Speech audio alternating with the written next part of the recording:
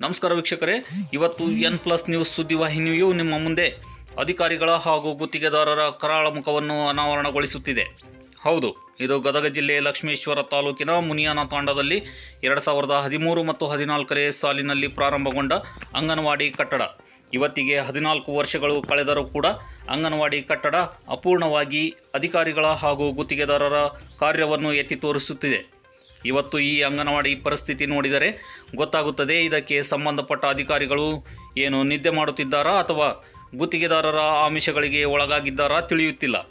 ಪ್ರತಿದಿನ ಕೇವಲ ಒಬ್ಬ ಕೆಲಸಗಾರ ಕೆಲಸ ಮಾಡಿದ್ದರೂ ಕೂಡ ಇಷ್ಟೊತ್ತಿಗಾಗಲೇ ಕಟ್ಟಡ ಪೂರ್ಣಗೊಂಡು ಆ ಗ್ರಾಮದ ಮಕ್ಕಳು ಶಾಲೆಯಲ್ಲಿ ಕಲಿಯಬಹುದಿತ್ತು. ಆದರೆ ಇಲ್ಲಿ ಏನು ನಡೀತಾ ಇದೆ ಎನ್ನುವುದು ಗ್ರಾಮಸ್ಥರಿಗೂ ಕೂಡ ತಿಳಿಯುತ್ತಿಲ್ಲ.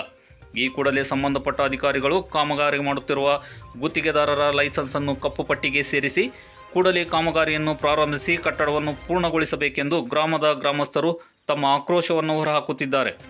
Nagaraj Lamani, news bureau, N+ news.